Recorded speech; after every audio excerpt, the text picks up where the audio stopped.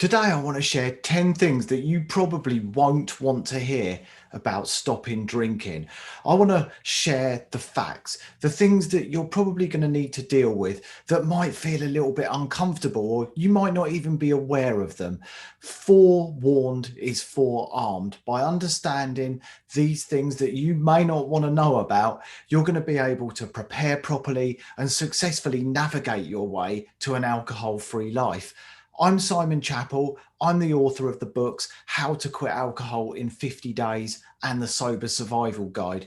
I run this awesome YouTube channel for anyone who wants to change their relationship with alcohol. If that's you, hit the subscribe button and the bell icon and you'll be notified every time there's a new video.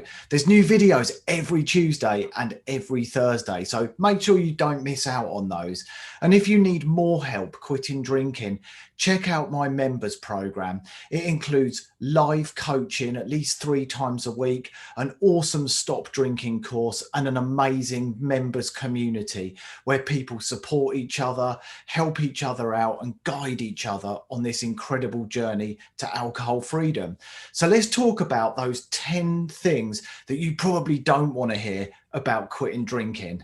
So the first thing is that your life may not be perfect after you quit drinking.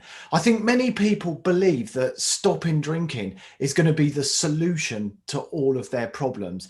But in most cases, alcohol is the effect and not necessarily the cause of the problems.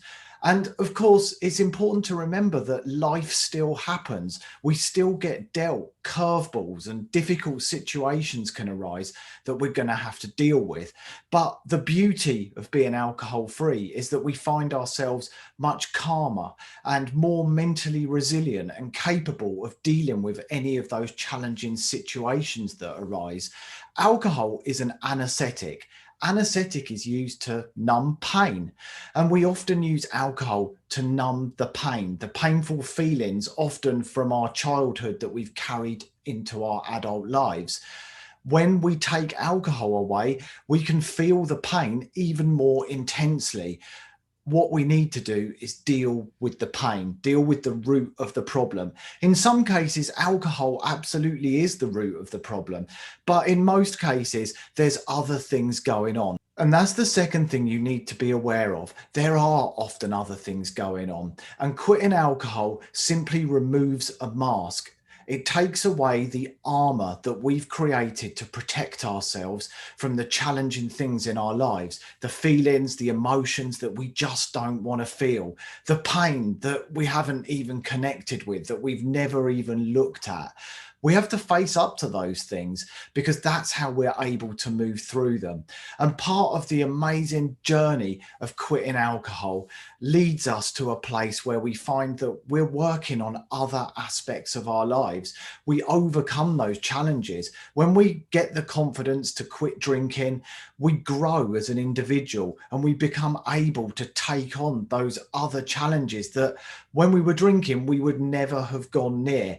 I've dealt with issues from my past. I've worked through my childhood trauma, the emotional neglect that I suffered as a child, and I've developed the ability to become really self-aware and to self-reflect, to look at the reasons why I have certain thoughts, certain views, and I carry out certain behaviors.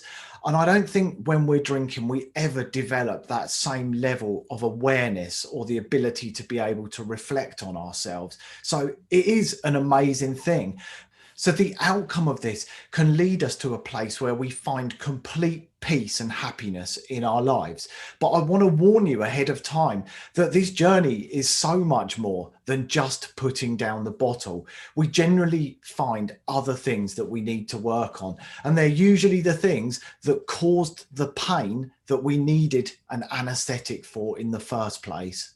The third thing is that sex can feel really scary, especially at the start. Thankfully, once you've got the first few times out of the way, it doesn't seem quite so scary. This is a topic I often feel a bit awkward talking about, but it felt wrong not to mention it in a list of things that you may not want to hear when you stop drinking. Alcohol lowers our inhibitions and it seems easier to loosen up after we've had a couple of drinks. I remember the first time that I had sex after quitting drinking, and I'm not going to go into graphic detail, but it felt almost like losing my virginity again. I was definitely nervous, and it took a few times before I started to relax and it started to feel natural. But what was different was that I felt so much more connected. Alcohol numbs our senses. Sex is about sensation. I don't want to do that where my senses are dulled. I want to feel, I want to remember. And all of that started to happen. And the experience was so much better. But the first few times, just be aware, it can feel a little bit difficult. It can feel slightly awkward and slightly uncomfortable. But the more you prepare for it, the more you know about it, the more you're going to be able to navigate it. Now, the fourth thing that you may not want to hear about stopping drinking is along the same lines, and I mentioned it already, our inhibitions return. Now, that's actually a good thing because we become the true version of ourselves. We're not being a false version of ourselves. We're not going to do things that we regret when we lose our inhibitions. For example, sleeping with people that we would never have slept with when we were sober, putting ourselves at risk of sexually transmitted diseases, that type of thing. But again, that can lead to us starting to feel a little bit awkward in certain situations. And I actually found that I was quite introverted as opposed to the extrovert that I thought I was. So it's very much a journey of discovery about ourselves. Again, that's an amazing thing. And for me, it's been one of the most incredible personal journeys that I've ever been on. But do know that your natural level of inhibitions will return. Your inhibitions are there to protect you. They're there to stop you doing things that you probably will go on to regret. So it's a good thing, but they can leave you feeling a little bit restricted, a little bit like maybe you think you're not having fun or you wish you could find a way of loosening up.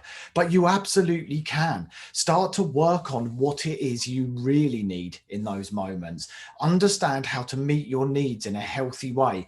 And you'll be able to learn that through the other videos on my channel, or if you're in my members program, we talk about this stuff on a regular basis. So don't be afraid of your inhibitions returning. Welcome them in. It's the real version of who you are. Why would you want to be somebody different?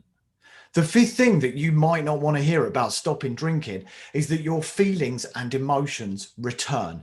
In most cases, we have emotionally shut down, or we've put up some kind of brick wall so that we don't feel our feelings fully. And that seems to be a theme with almost everybody that I work with.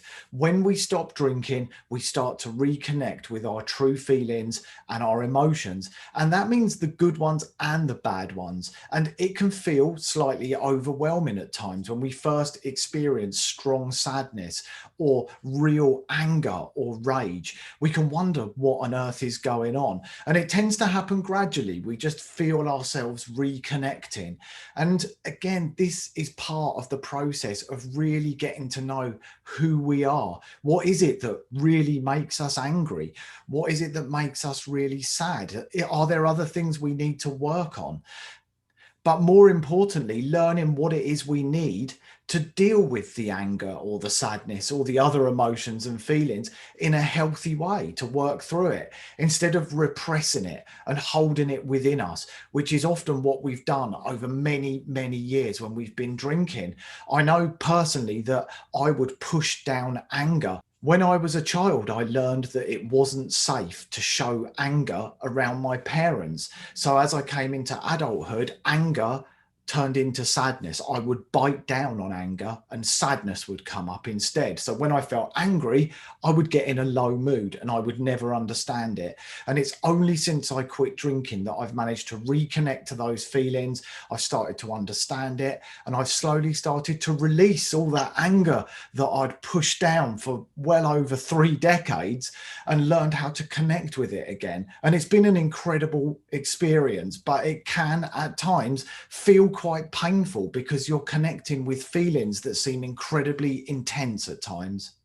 The sixth thing to be aware of is fading effect bias. Fading effect bias is essentially the feeling of something not seeming as bad the further you get away from it.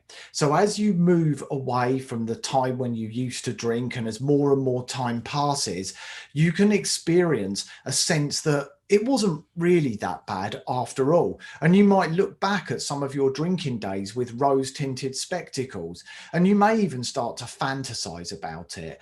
And by being aware that this can happen, you can put things in place to make sure you regularly remind yourself of what life was really like when you were drinking and the impact that alcohol had on your life as a whole.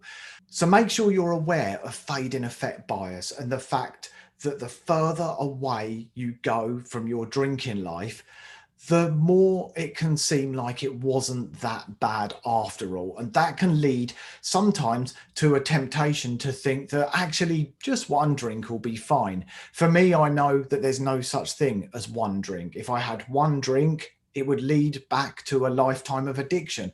And I don't want that. And I also regularly reflect on what alcohol did to my life, in particular, the anxiety it caused me. I look at alcohol as anxiety in a bottle, liquid anxiety. So start to think about what alcohol did to your life and realize that that liquid in that bottle will cause that. It will return it to your life. It could be depression. It could be relationship problems. It could make you a bad parent in your mind. Whatever it is, start to realize that that is what this liquid does to your life, and know that you don't need that. It's not going to help you. It's going to cause you nothing but problems. The seventh thing you might not want to know about quitting drinking is that you're going to find yourself with more time on your hands, and you can feel a little bit lost at times. The times when maybe you would sit in the pub for several hours, or you would sit in front of the television working your way through multiple bottles of wine like I did. That's not there any longer. Now, I used alcohol-free botanical drinks to kind of fill the void, and they worked really well for me. But I also discovered new hobbies, new pastimes. I made new friends, but it took a bit of time. And there was a period where I felt kind of lost and I wasn't sure what to do. Planning ahead, understanding the things that bring true joy into your life is the absolute key. That is going to help you be set for success as you move from a place where maybe you're still drinking to an alcohol-free life. You're going to start to find new hobbies. You're going to start to enjoy things like you've never enjoyed them before. The color will start to come back into your life. And it really is a beautiful experience. And I would hate for you not to actually try it and not know what it feels like to have a period of time without alcohol. Because once you've got that data from a period of not drinking, chances are you're going to say to yourself that you enjoyed it so much, you're not going to go back. But until we give ourselves that opportunity, we remain firmly stuck. The eighth thing that you need to know is moderation does not work. I've tried it. I tried it multiple different ways, and so have many of the people who I work with in my community and my coaching program. I think it's a rite of passage for many people, a rite of passage to actually becoming sober. In most cases, our relationship with alcohol has become like a toxic relationship, like a real toxic relationship. And this process is about ending the toxic relationship. We can even go through some of the stages of grief after we quit: anger, sadness, denial, bargaining, trying to make a deal and negotiate. And moderation is absolutely bargaining. It's trying to find a way. Whereas we're far better just to cut contact and have no contact with them any longer, because we understand the damage that alcohol causes to our lives, just like a toxic person does. But it's easy for me to say that. Most people try and find a way where they can keep alcohol in their lives. I was watering my wine down. I would try and start drinking later. I was allowing time in between sips. I was timing it on my phone and trying to just have a sip every 10 minutes. The truth about moderation is that it's painful. It requires decision after decision after decision, and you don't feel like you're having what you want, so you feel deprived. It's far better just to make one firm and final decision. I'm not drinking any longer, rather than making multiple decisions every day and still feeling like you're not getting what you want. Every time I tried to moderate, I ended up going back to drinking the full bodied wine that wasn't watered down and giving myself what it was that I thought I really wanted. The only time I found complete freedom and peace was to go through the initial short-term discomfort of quitting, and that was where I found true happiness in my life. The ninth thing that you may not want to hear about quitting drinking is that you'll probably experience a few setbacks. I had multiple day ones. I'd get through one day, maybe 2 days without drinking. And then before I knew it, my willpower had run out and I was right back at the start again. And I see it time and time again with the people I work with. The important thing here is all around changing your beliefs about alcohol, understanding that you probably have beliefs that are holding you back. Maybe you still believe that alcohol helps your anxiety. Maybe you believe that alcohol enables you to relax, or you can't have fun without alcohol. All of those are limiting beliefs. They're false beliefs. And by getting the truth around those beliefs, by examining all of the information within the belief statement, you can start to form new beliefs that no longer hold you back. And equally, getting the right mindset so that you're fully set for sober success is absolutely critical. And these are all things we work on in my program, and I'd invite you to come and check it out. You can try it free for 14 days. And the final thing that you may not want to know about stopping drinking is that you may well lose some friends on the journey. In many cases, alcohol is the glue that keeps the friendship together. I had some friends where alcohol was literally the only thing that we had in common. After I quit drinking, we just drifted apart. The great news is that I found so many new friends, both in the sober community and with the new hobbies and pastimes that I was getting involved in, because I had so much more motivation and energy. So allow that to happen. Don't worry. The worst thing you can do is to just keep going back to your old haunts because a friend is there and the only thing you've got in common is alcohol. Chances are you're just going to end up drinking again. Just allow it to happen.